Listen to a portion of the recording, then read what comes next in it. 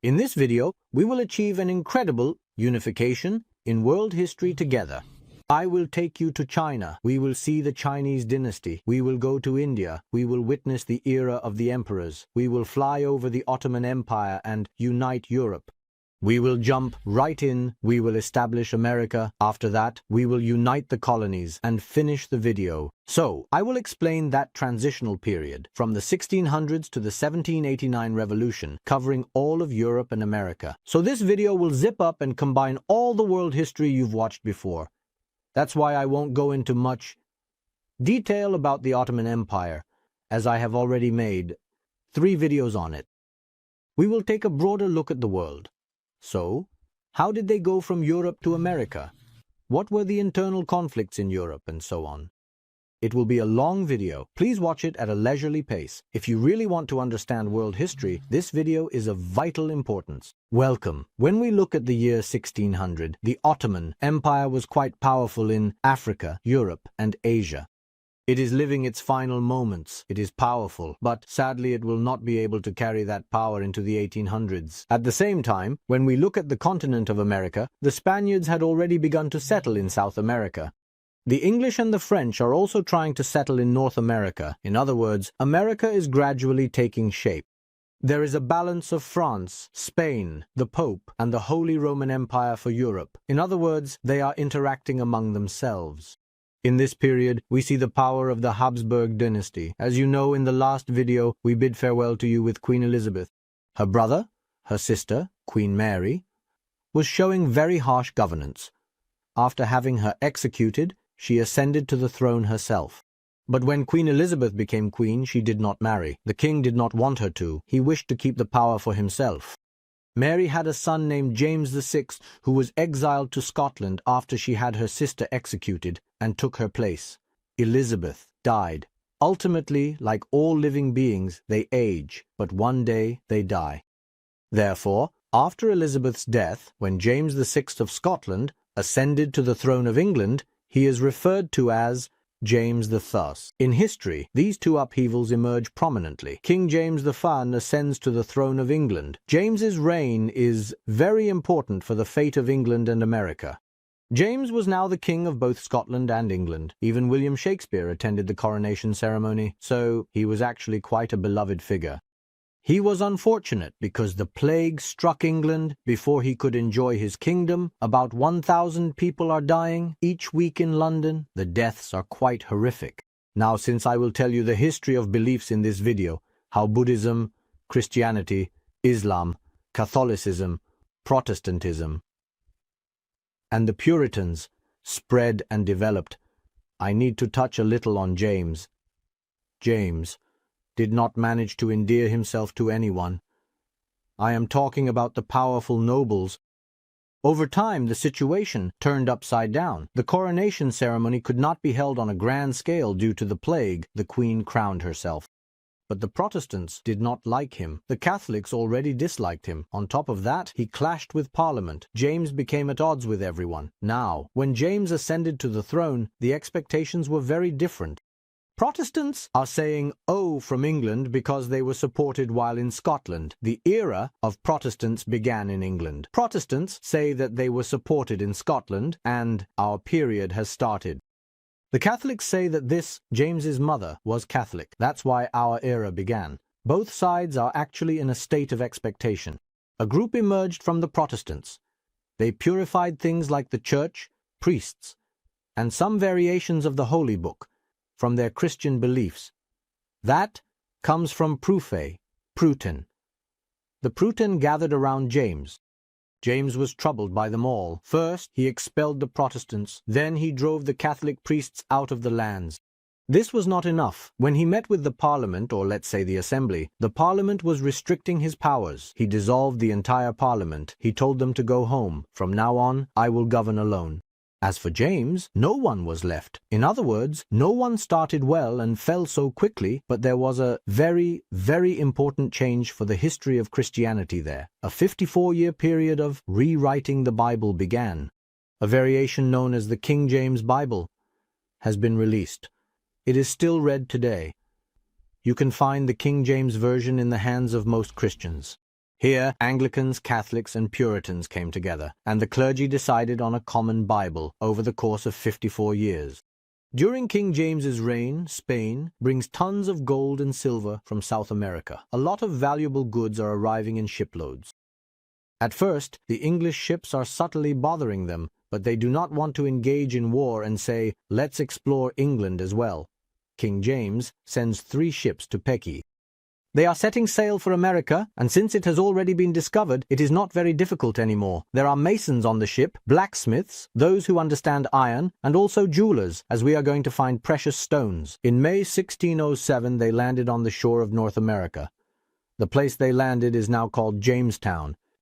So, later on, colonies will be established here. Those colonies will, as I will explain to you, fight against the Americans and the English, as well as the Native Americans and the English. Then things will escalate to France and so on. But as soon as they land in Jamestown, the Native Americans do not attack them. They might be looking around. Perhaps there is plenty of game in the forest. They settle here. They settle beautifully. But when they do, their concern is not to build a castle or establish a higher rule. The crazy ones should also provoke them. Since they have firearms, the strong ones are cautious, and they build 2 makeshift huts. They aren't even thinking about winter. They don't know how winter will pass. They don't even engage in agriculture. They don't care at all. They just rush to extract gold, recklessly. It doesn't work like this. After a while, the Native Americans become disturbed by the hunting in the forest. They notice that it is also harming the land just like it is now.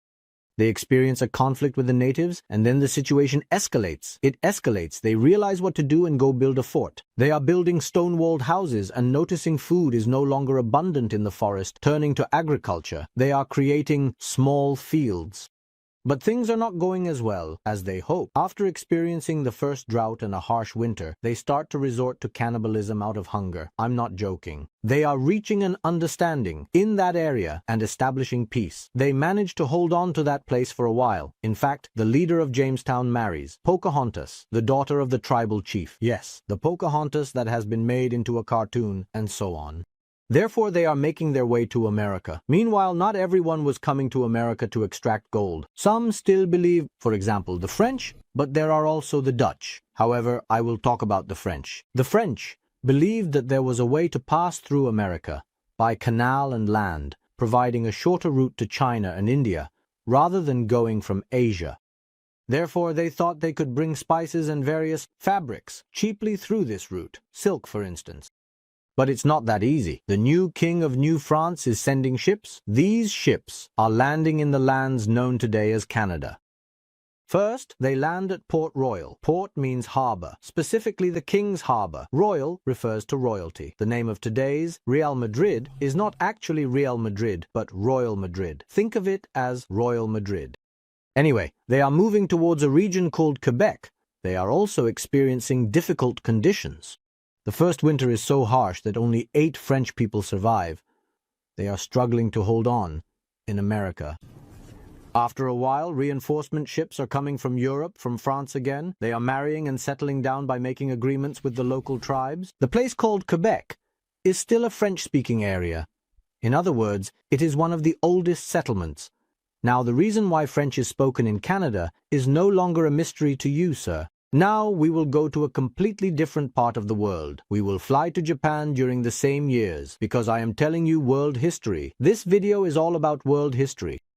In Japan, there are nobles called daimyo. They are wealthy, noble, and artistic people. The samurai are their mercenaries, meaning they are honorable. But think of them as hired soldiers. They can be rented out. And the worst part is that there is a civil war in Japan. These daimyo, or nobles, are pitting the samurai they hire against each other, causing the people to constantly kill one another. Someone not noble, and then someone becomes a daimyo. Normally, this is a traveling merchant. There is a person named Toyotomi Hideyoshi who is uniting them. But how? At first, he becomes the carrier of the king's sandals, carrying his shoes, and so on beside him. My uncle, who is under his command, is quite powerful, a noble. He's someone who tries to conquer everywhere. He's giving tactics and stuff like, take that place, not this one, bro. Joking aside, this guy is making him a general. He sees that he's actually quite a smart guy, so he makes him a general. Later, when he dies, 4 samurai attack to take his place. He destroys them with an army of 200,000 men, and he takes power. Now this character is not important, but his son, who will take his place, is important for us. He conquers about half of what we know as Japan. After he dies, his son Ieyasu ascends to the throne as shogun.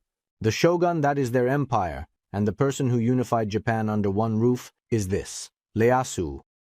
Ieyasu is succeeding in this task. Now, let's talk about the Dutch. How did these Dutch people get to America? The Spaniards went, the English went, the French went, the Portuguese went, but how did the Dutch get there? It's quite puzzling. The situation in the Netherlands is a bit complicated. When King James expelled the Puritans in England, one of them named William Bradford was labelled a separatist, which is why they are referred to as such. They are fleeing from England. They are settling in the Netherlands. After a while in the Netherlands, they are making connections. They say that they won't be able to hold on here either. Let's jump and go to the newly discovered America.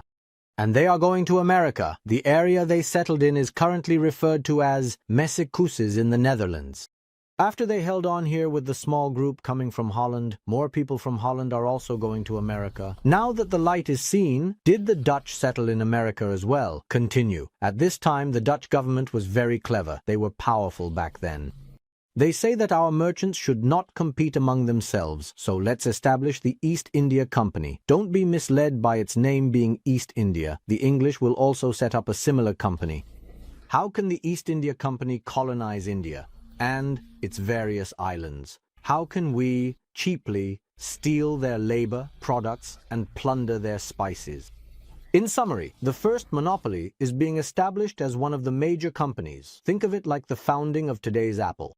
In America, they are also establishing the West India Company in the Netherlands. These companies begin to exploit the world.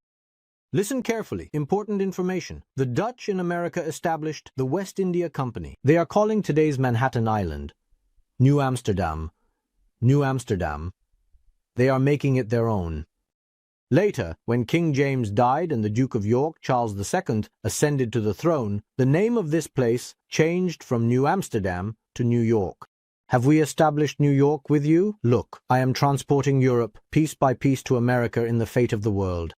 You already know a bit about how Manhattan, various islands, Massachusetts, and New York were established. Now let's come to slavery. In the 1600s, tobacco was a very profitable commodity. Everyone is consuming tobacco.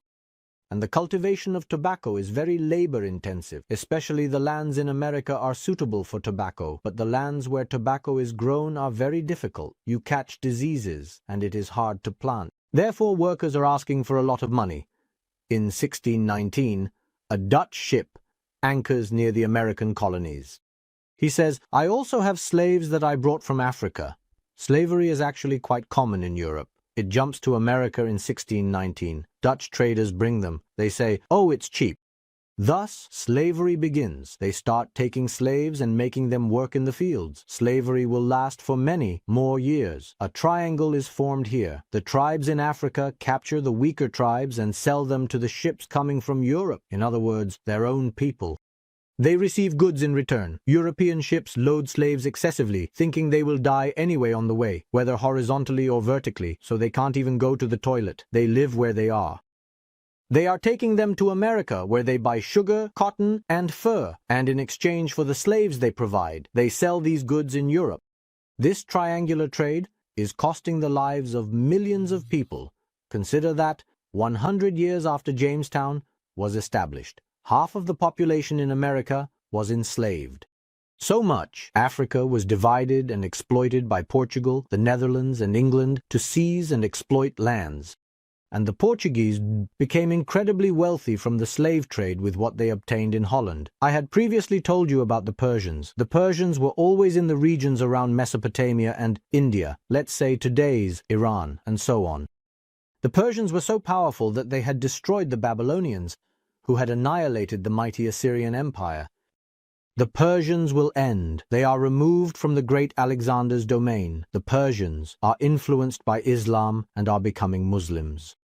The Turks have migrations. The Ghaznavids, they are rebelling. The Ghaznavids are establishing their own power in the region by rebelling against the Arabs. They are being fragmented by the Mongols coming from the east. Shah Ismail eliminates the Mongols in the region. We are always talking about the Iranian region.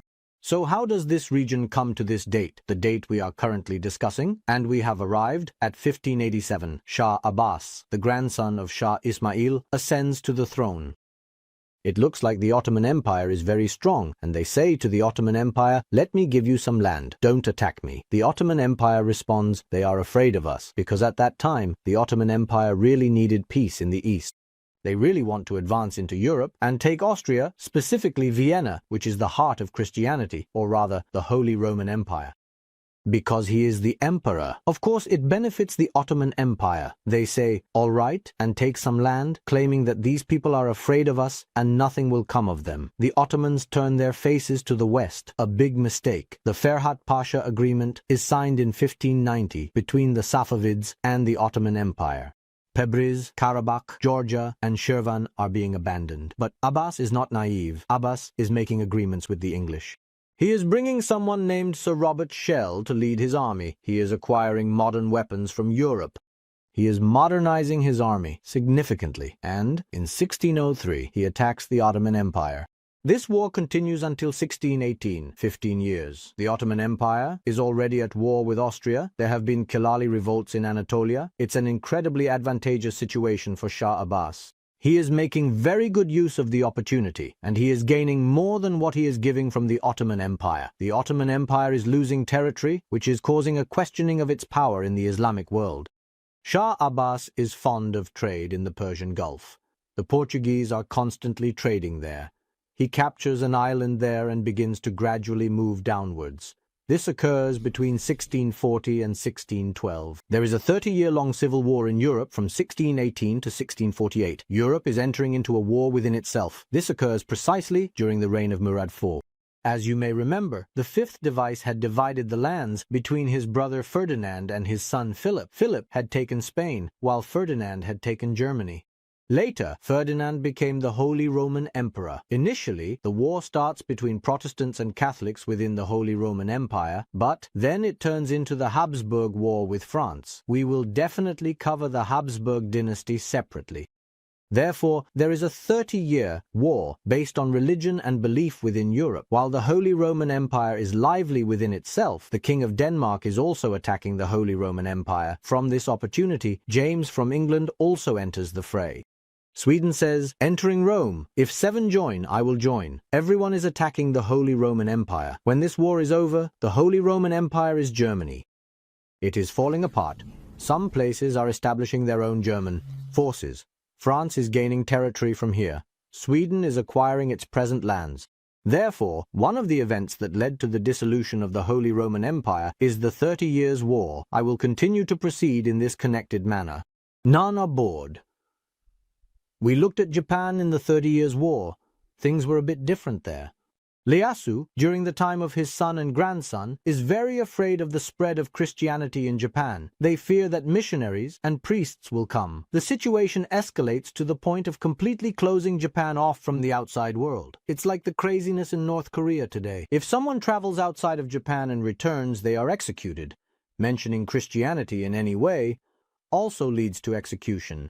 During this period, they are turning more towards Buddhism. Therefore, Christianity becomes a significant taboo. Look, sin is becoming prohibited. Now, if we move to China, before the dynasty that gives its name to present-day China, there was the Ming dynasty.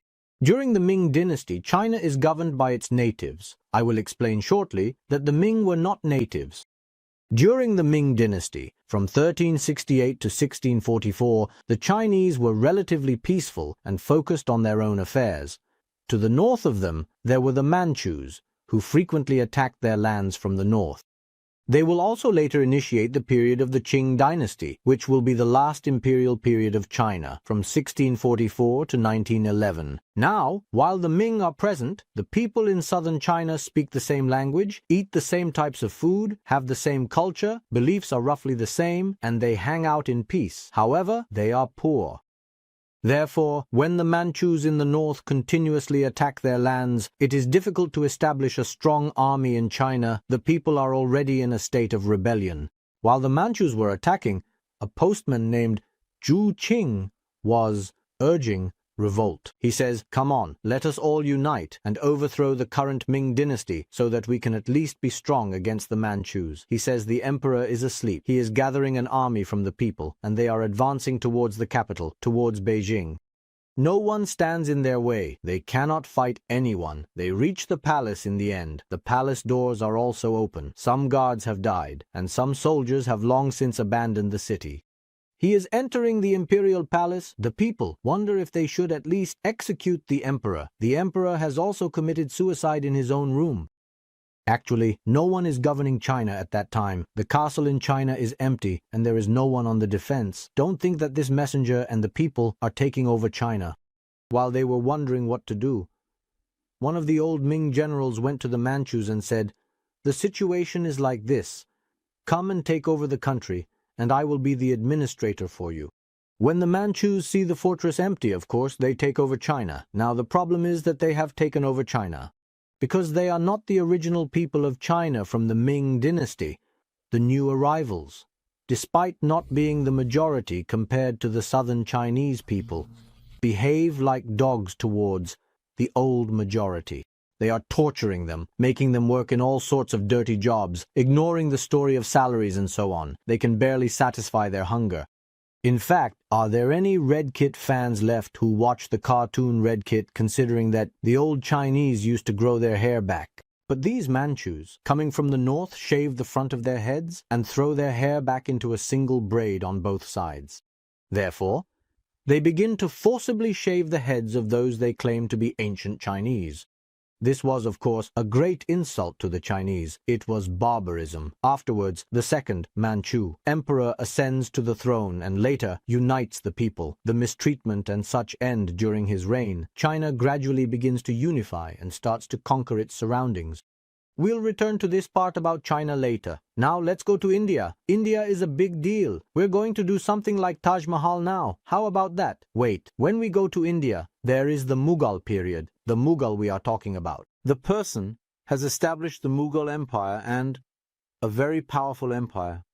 Since 1519, he has been conducting campaigns in India, capturing all of North India. In 1526, he seizes control of the Delhi Sultanate. In this way, he captures all the lands of present-day Afghanistan, Pakistan, and India. The Indian Mughal Emirate is uniting with the Indian Mughal Sultanate to establish such an empire. Meanwhile, the Indians believe themselves to be the center of the world. They are not people who travel much around the world. Babur Shah realizes that money is constantly coming from the English by sea or, to a lesser extent, by land. Seeing the money coming in from the ships, he writes a letter to King James. Let's have a good relationship, let's get along and do better trade with us, and so on. Thus, they initiate a sweet relationship that will later lead to the downfall of India. When he died, his son Hurram succeeded him. Please do not confuse the names here. His son's name is Hurram. Hurram is a person who enjoys a bit of fun, but he is trying to bear the responsibilities that come from his father. The problem is that he is a bit indecisive. He cannot govern the country on his own. Sometimes his wife, Mumtaz Mahal, even seals documents in his place. He listens to his wife's words that much. In fact, when he ascended to the throne, he had already killed all his brothers. If something were to happen to him, the country would be Mumtaz Mahal. Mumtaz is also the name of his wife. The man is Hurram. The woman is Mumtaz Mahal. Mumtaz Mahal is already having the Taj Mahal built when she dies. It is immensely wealthy, and later the British will plunder that place. The Taj Mahal is being built. After his wife dies, he loses his grip on reality. His mind is gone. Because of this, he divides his empire among his 4 sons, telling them to take care of it as he feels he can no longer manage. He has a son named Dara, who is constantly lounging in the capital, but there is also another son in the palace named Aurangzeb. He is constantly fighting to expand the borders in the east and so on. Always at war, war, war, war. Later, Aurangzeb comes and talks about his achievements, saying, "Father, I have achieved this and that." He ignores it. He prefers Dara because he is more flattering, calling him sweetie.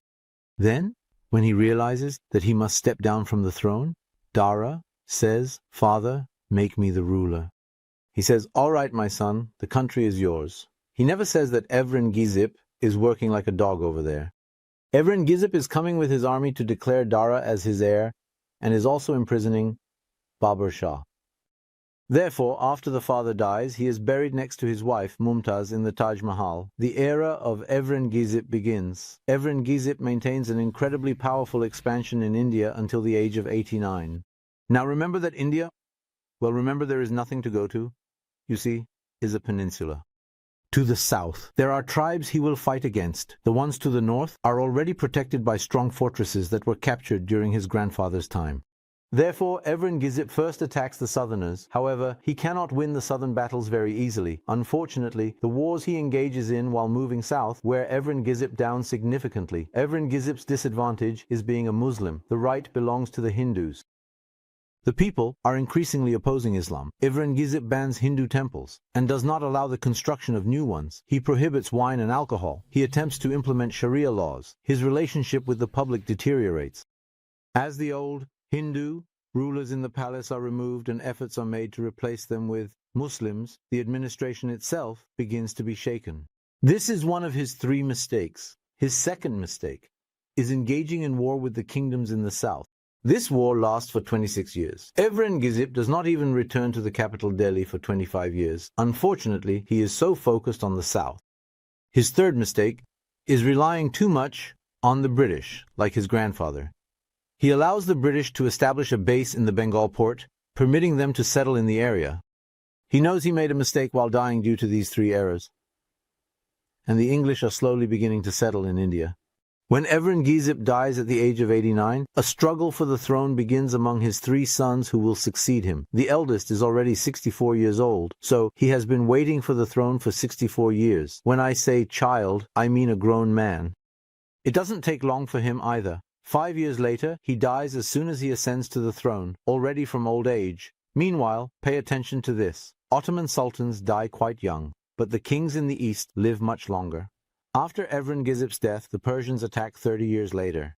The Iranian army is attacking all Indians with an army of 200,000, burning and destroying Delhi, massacring everyone. Thus, the magnificent empire in India that came from Babur is being destroyed. The English are rapidly building forts in Bombay and Bengal. They observe that India is fragmenting. At least while they are fighting among themselves and the Muslims are fighting each other, we can seize this place, they say. In 1625, King James finally dies. Look, we keep revolving around the same people. Charles is succeeded by his son, but his wife is a staunch Catholic, queen who is determined to spread Catholicism. She is a French princess. Therefore, now that a French princess, who is also a devout Catholic, has arrived in England, the people are once again in conflict within themselves. He has a conflict with the Parliament. He tells them to increase his budget and then dissolves the Parliament. When the money runs out, he calls the Parliament back again. He is expelling the Puritans, driving away the Protestants, and having conflicts with Catholics and everyone else as well. During this period, many are going to the American colonies.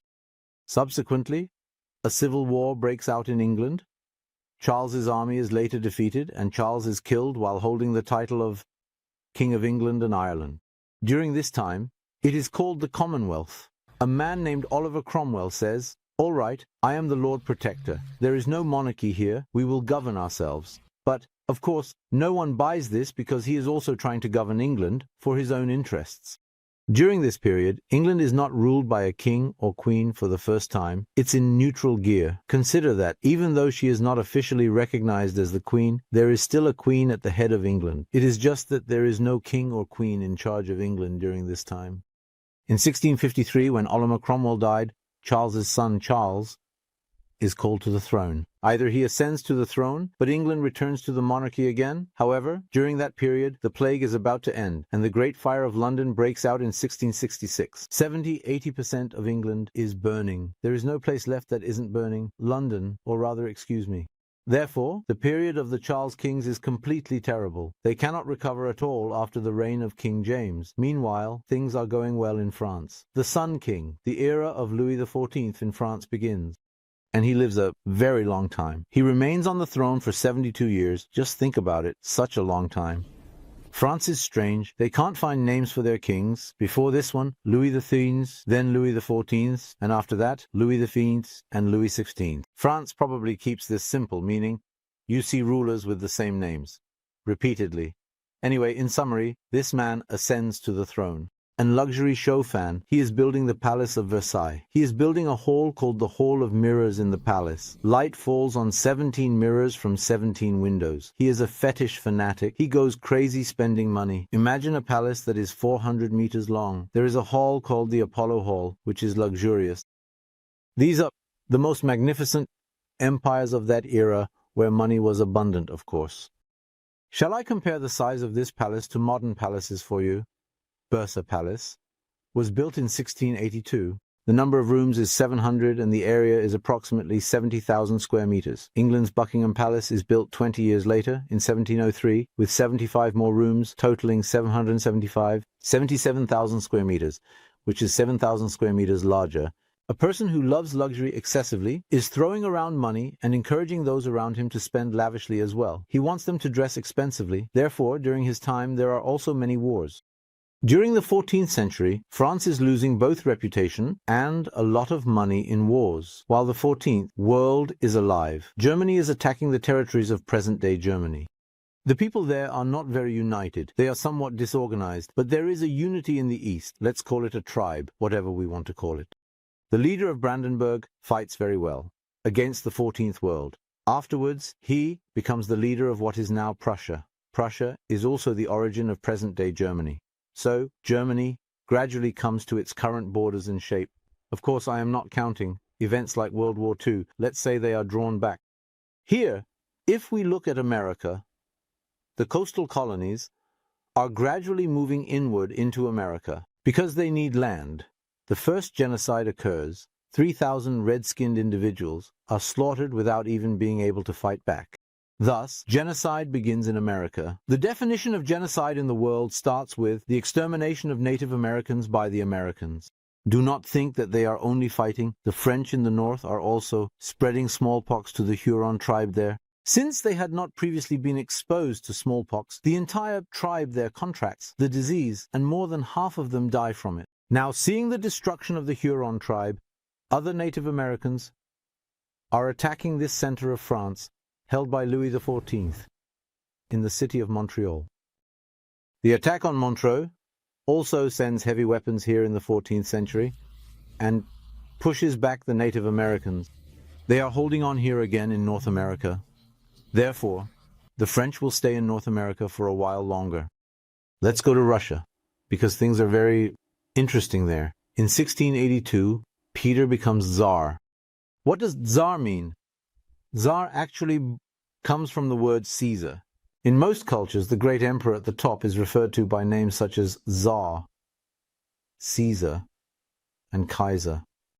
In Bulgaria, Serbia, and Russia, the term Tsar was used directly. The title of Caesar was used by Fatih Sultan Mehmet. Now Peter has ascended the throne as Tsar. Peter was quite young when he ascended the throne at the age of 10. His sister drives her away to a place outside the city. She ascends to the throne. She is gradually trying to take over the throne. In fact, when Petro reaches around 17 years old, she attempts to have him killed by the guards. He does not kill the guards. Petro returns and eliminates his sister. Petro is extremely eager to establish trade relations with Europe and make Russia a part of Europe. He loves European culture very much. He wants all the nobles to shave their beards, dress elegantly, and dress more like Europeans. Some nobles are a bit annoyed by this. Shaving beards is a big deal for them, because it is considered sacred in their religion at that time. There is another incident as well. He wants to descend into that, he wants to go down to the seas. He wants to increase trade with Europe by sea. However, at that time, the Ottomans have a port in the Azov Sea and a wonderful location. He has his eyes set on the Azak fortress and the Azak port. He is very annoyed with the Ottomans at that time. Although Russia has a port called Arkhangelsk, it is very far away. After traveling overland to get there, you can distribute all kinds of goods to Europe, but the cold journey is difficult. In summary, this is eyeing the port in the hands of the Ottomans, besieging the fortress. The siege of the fortress is not very successful, because the Azak fortress is continuously receiving support from the sea, the Black Sea. The Ottoman Empire is sending soldiers and food. The siege is ineffective. It fails. However, by the next siege, he builds 25 ships, surrounds the fortress by sea, and captures it. The Ottomans lose the Azak fortress because they did not care much about it at that time. Afterward, he sets his sights even further ahead. He wonders if they could possibly cross the straits of the Ottomans.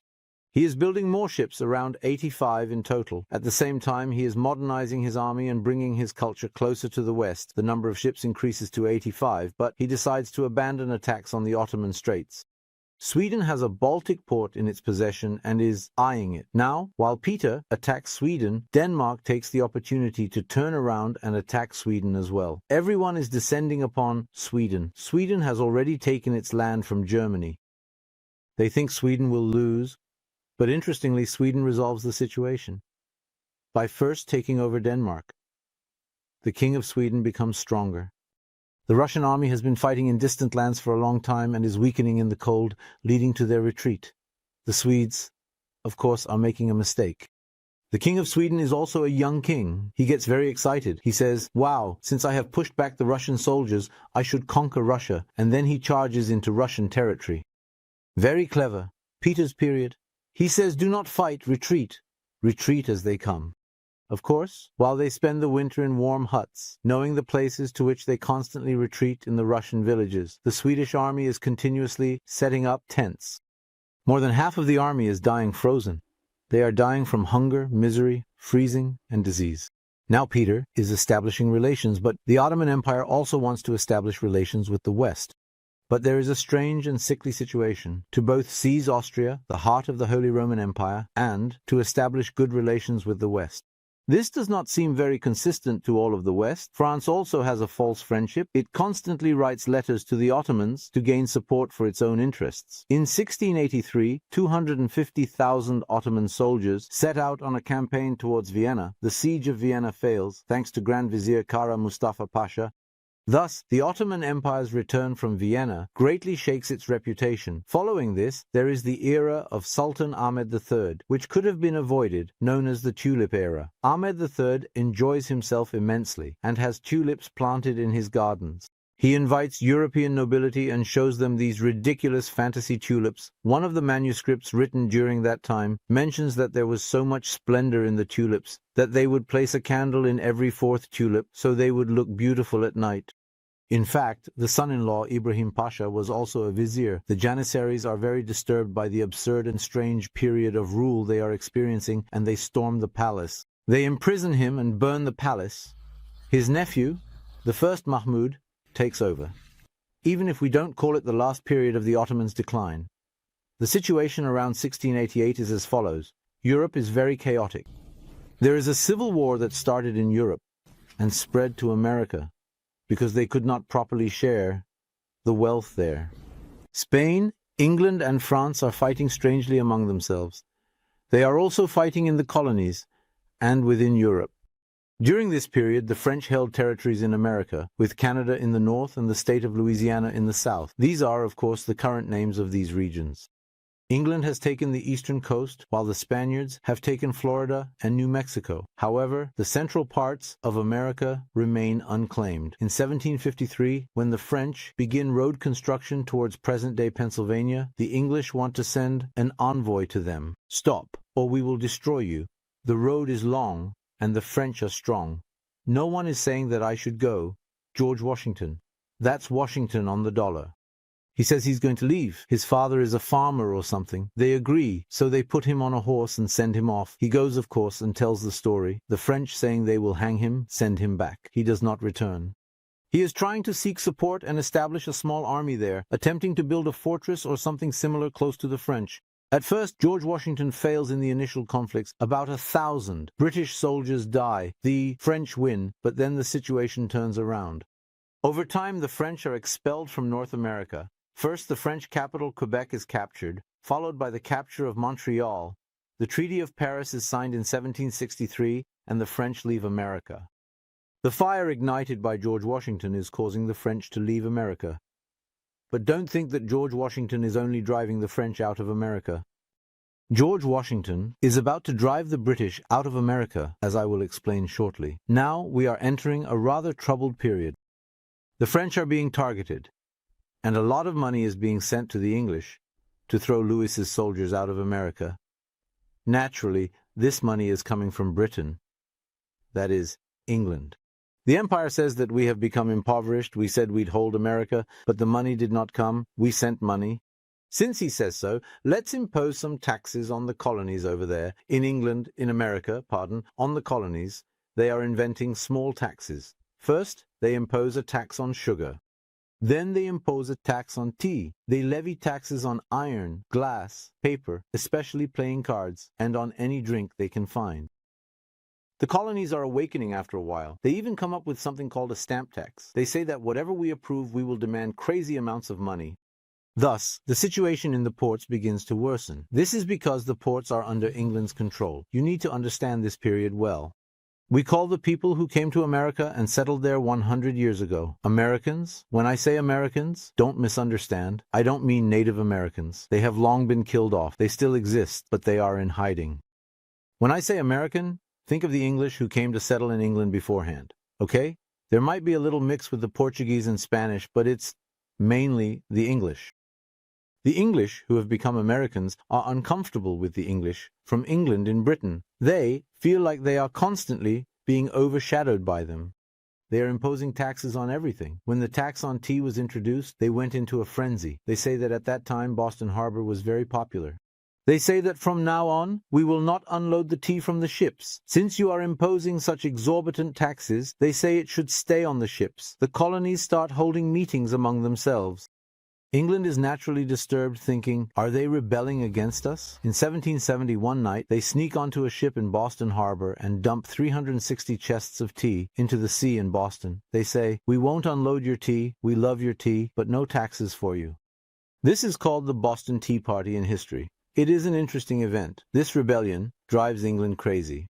The King of England says, I have closed the ports. From now on, if England does not pay me, if they do not pay for the tea they take to the sea, nothing. 5 American civilians are killed during this period. The situation is starting to escalate. Between England and the group we refer to as Americans, which previously came from England, there is a meeting in 1774 that George Washington participates in regarding the colonies. They start calculating among themselves how we escaped from England. Armed conflicts begin in 1775. George Washington takes command of the army, and an incredibly large war occurs among the colonies.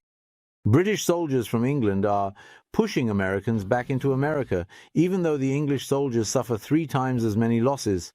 In other words, England wins the first battle.